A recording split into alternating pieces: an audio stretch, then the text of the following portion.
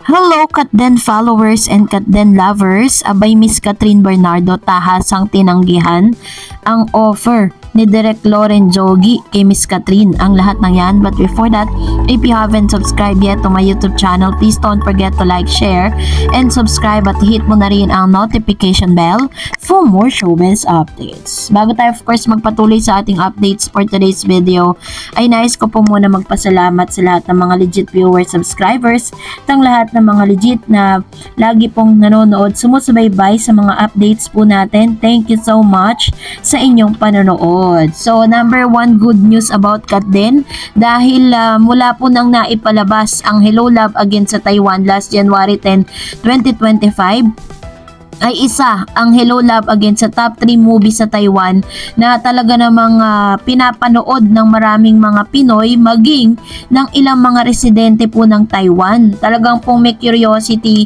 dahil nakikita po ng mga taga-Taiwan kung bakit ganun katindi yung pila na meron po itong Hello Love Again. Syempre po, sa isang bansa, pag alam nilang patok yan, talagang magi-extend pa na magi-extend yan hanggang sa tuluyan na nga na maubos, 'di ba? At marami talaga pa rin ang pumipila. Ito po, it was sended by one of the OFW from Taiwan. Punong-puno po yung sinihan.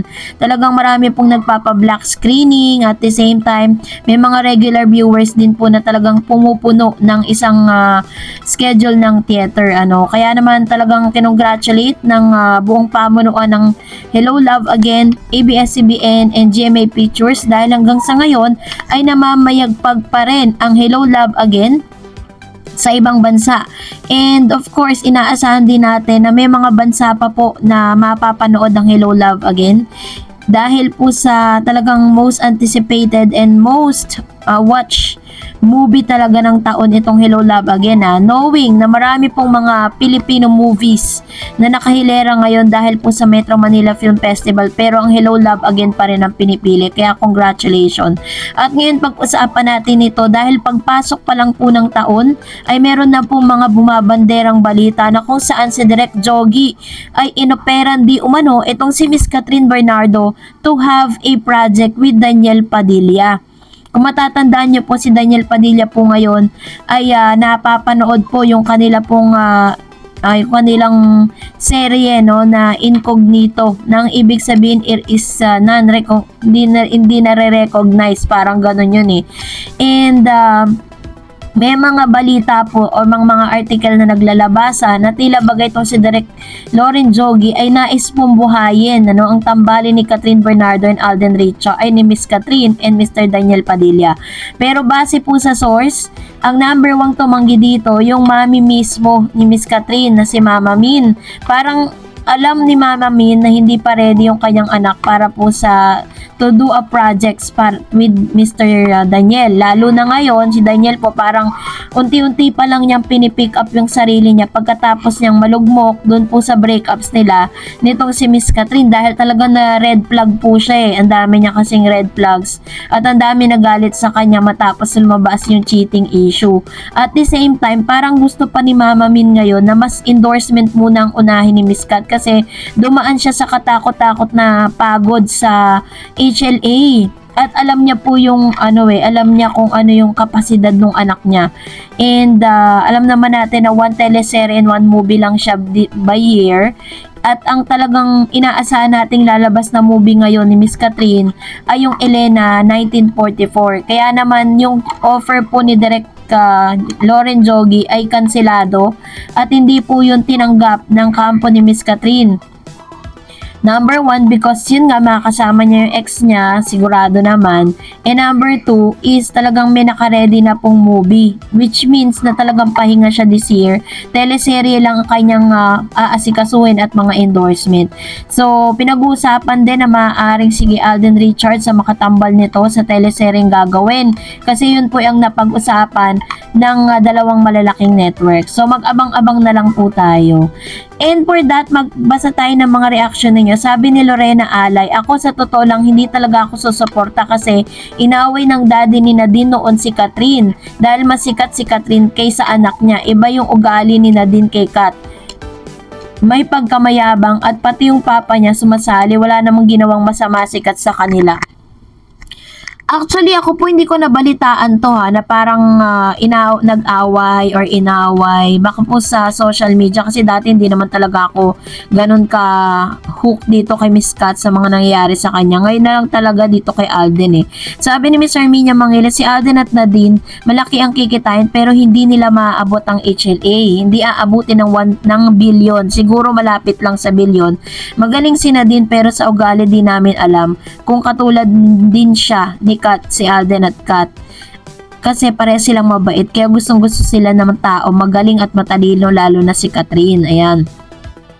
Agree po ako sa sinasabi ni Ma'am Sherminia Mangilan. Maaaring kikita yung movie pero hindi nila maaabot yung blockbuster movie ng taon which is yung Hello Love Again. Kasi nga 'di ba kahit nga po yung movie ng Metro Manila Film Festival pag sama-samahin man silang lahat ni Katiting hindi po nila naabot yung gross sale na meron. Rewind nga lang po hindi nila naabot how much more yung HLA pa 'di ba? Lalo na't ngayon namamayagpag pa rin po siya sa ibang bansa. Sabi ni Miss Jennifer, purong ngak-ngak, di na importante mga masipag mag-promote yung cut din ng film nila. Di nila kasalanan yun. Dapat maging masipag din ng Kim Pao mag-promote ng film nila.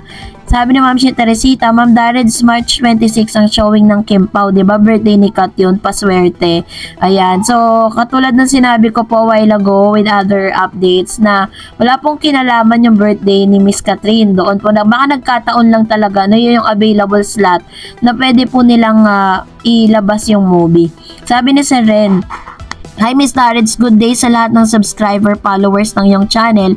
And to you, speaking of malagpasan, ano man solo project at collab project with other actors and actors, both Kat and Alden will aware that records of HLA is difficult to break. The set, the high bar, that only Kat Den Love team can break their own record, as well as like Kat coming solo projects Elena 1944. Alam ni Kat niya na niya kayang pantayan at even malagpasan ang record ng HLA. The same way si Alden kung yan. So, gano'n naman ang isa sa mga nakikita natin na talagang wala tayong makikitang pwedeng lumagpas talaga dun po sa record na binigay po ng HLA.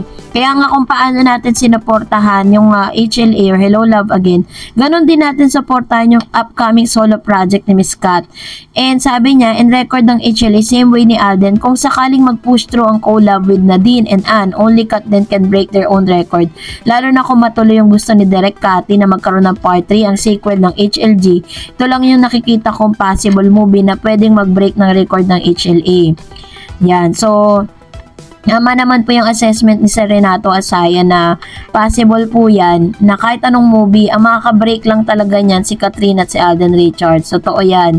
Kasi maraming this is gonna be the second time na nagawa nila na talagang nag-highest top grossing film eh. 'Di ba? Talagang grabe po yung pagtangkilik ng tao. Sabi ni Miss Shirley Ortega, sa tingin ko, magkaibigang tunay sila kasama sila Joros. Panahon lang ang makapagsasabi kung talagang sila. Una pa lang nilinaw na nila na magkaibigan lang sila. If kung talagang sila ay may tamang panahon para sabihin kung may relasyon man, hindi naman yan maitatago habang buhay. Kaya wait na lang tayo sa mga ganap at mangyayari sa Kat din. Ito naman yung kanyang komento with regards to this, which is tama naman, 'di ba? Kung titignan natin, syempre only Catherine Bernardo and Alden Richards ang makapagsasabi niyan at ang panahon na lang talaga. Sabi nga, time is the ultimate teller, 'di ba? Yun talaga makapagsasabi niyan, hindi tayo, not even those people around them, kahit po yung mga kaibigan po nila. Tanging si Alden at si Catherine Bernardo lang ang makakaalam ng tunay at pawang katotohanan dyan. Sabi ni Miss Sinaida, maraming supporter si Alden. Kung mahal nyo si Alden at Catherine, susuportahan natin ang kanilang individual project with different leading ladies at leading man. Sabi ni Ma'am si Lorena Ale, wag tayong susuporta mga Kat Den fans sa movie ni Alden at Nadine. Kung marami pong nagsasabing supportahan, ibang-iba si Ma'am si Lorena, wag daw supportahan, o 'di ba? Opinion niya 'yan eh. That's her opinion. Kaya irespeto natin yung opinion niya. And of course, sabi ni Mr. Joel, di naman malagpasan ang HLA pero sana supportahan niyo rin ang movie ni Alden kahit ibang magpartner niya kasi trabaho nila 'yan. Wag naman tayo makasarili ganun. Din kay Kat, dapat supportahan din natin. Totoo naman, 'di ba? Wag tayong gumaya sa ibang mga fan na parang napaka-possessive natin sa dalawang ito. Gusto natin silang dalawa lang yung makikita natin on screen, 'di ba? Parang let's give them a chance, 'di ba? And sabi ni Miss Susan Galana, yes, mahal namin si Alden, kaso lang si Catherine lang gusto namin nakapareha ni Alden. Kaya di namin sasayangan na ipon naming pera kung hindi lang naman si Catherine ang kasama niya sa mga pelikula. Ito naman ang desisyon ni Ma'am si Susan. So, hayaan natin, that's her decision, and pera niya rin naman yung gagastusin niya kung sakaling manonood siya, 'di ba? Kaya let's respect also to that. Yun naman po yung dapat nating ginagawa, respetuhan lang talaga siya, 'di ba? So, salamat po sa inyong mga komento. And that's it for today. For more videos and updates, please don't forget to like and subscribe. And please don't forget to follow my Facebook page, Dar Eds TV. God bless everyone!